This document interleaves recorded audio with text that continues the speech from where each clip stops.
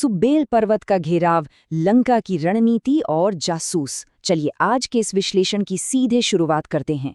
राम सेतु पार हो चुका है। वानर सेना अब लंका के ठीक सामने सुबेल पर्वत की ऊंची चोटियों पर अपने कदम जमा चुकी है।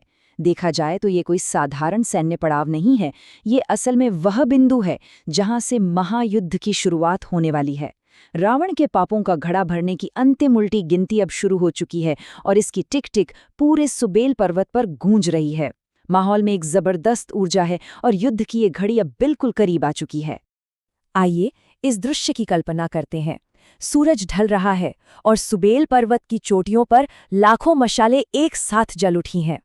मतलब ये आग का एक ऐसा समंदर है जो सीधे सोने की लंका की जगमगाती दीवारों को चुनौती दे रहा है। पर्वत के सबसे ऊंचे शिखर पर श्री राम का मुख्य शिविर है, जहां से रावण का राजमहल बिल्कुल साफ दिखाई दे रहा है।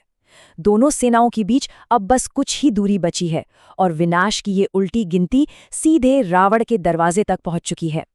वॉर रूम, लंका की सुरक्षा का आकलन। बाहर के शोर शराबे से दूर मुख्य शिविर के अंदर एक बहुत ही गहरी रणनीतिक चर्चा चल रही है। जलती हुई मशाल के चारों ओर सुग्रीव, लक्ष्मण, विभीषण, हनुमान और जामवंत बैठे हैं।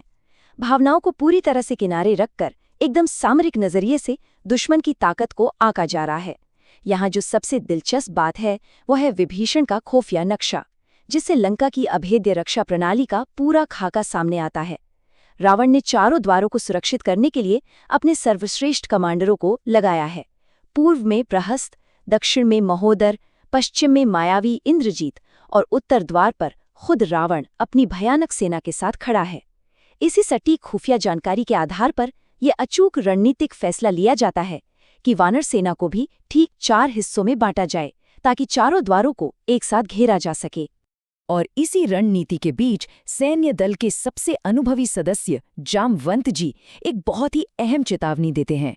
उनका ये कहना कि रक्षक अत्यधिक सतर्क रहें रात्रि युद्ध की भयावहता की ओर इशारा करता है। राक्षस मायावी शक्तियों का इस्तेमाल करते हैं और रात के अंधेरे में वो सबसे ज्यादा घातक हो जाते हैं। लेकिन यहाँ ये सवाल उठना लाजमी है कि क्या ये चेतावनी आने वाले खतरे को टालने के लिए काफी होगी, क्योंकि ठीक इसी वक्त दुश्मन के खेमे में क्या हलचल हो रही है। चलिए देखते हैं। महल में घबराहट, रावण का नया षड्यंत्र। अब सीधा चलते हैं रावण के महल की अटारी पर। सुबेल पर्वत पर जलती हुई उन लाखों मशालों का दृश्य रावण के अंदर भी खौफ पैदा कर रहा है। वो राजा जिसने कभी देवताओं को भी हरा दिया था, आज अपनी ही खिड़की से राम की विशाल सेना को देखकर भीतर से पूरी तरह हिल गया है। घबराहट, गुस्सा और असुरक्षा का एक भयंकर तूफान उसके मन में उठ रहा है और इसी हताशा में वो अपना अगला दाव चलता है, जो बिल्कुल किसी जासूसी थ्रिलर जैसा है। रावण तुरंत गुप्त तहखाने में अपने 2 सबसे चतुर मंत्रियों शुक और सारण को बुलाकर एक सीक्रेट मिशन देता है। उनका लक्ष्य है राक्षसी माया का इस्तेमाल करना, साधारण वानरों का भेष बदलना और रात के अंधेरे में चुपके से दुश्मन के कैंप में घुसपैठ करना। रावण किसी भी कीमत पर यह जानना चाहता है कि इस सेना के मुख्य सेनापति कौन है और उनकी कमजोरी क्या है। सेना में घुसपैठ, भीतर छिपा शत्रु। रात के गहरे अंधेरे का फायदा उठाते हुए शुक और सारण भेष बदलकर सुबेल पर्वत पर कामयाबी के साथ पहुंच जाते हैं। अब खतरा बाहर नहीं बल्कि बिल्कुल भीतर है।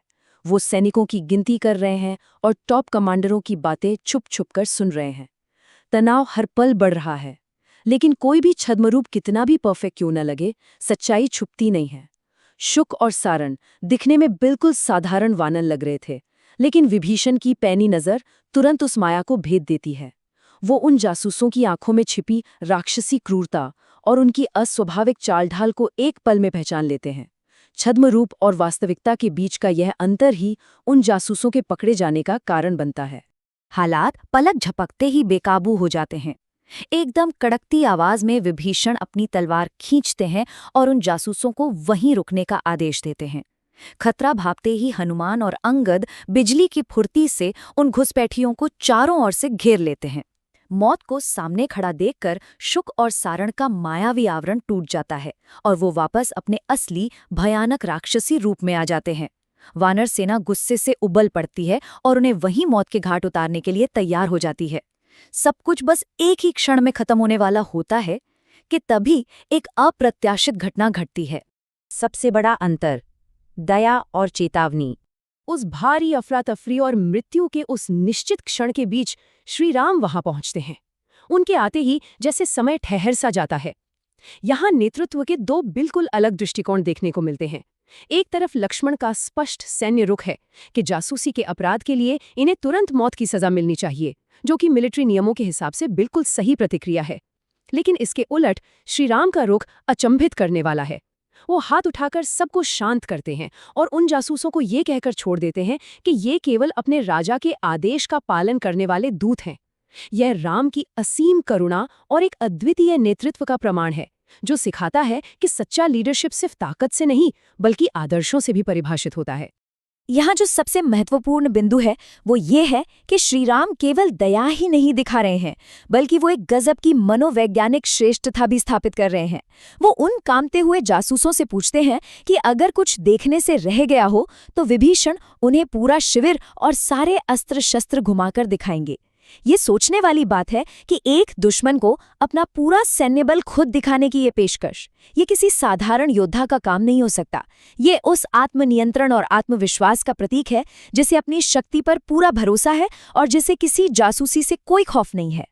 दया दिखाने के ठीक बाद राम का स्वर अत्यंत गंभीर हो जाता है।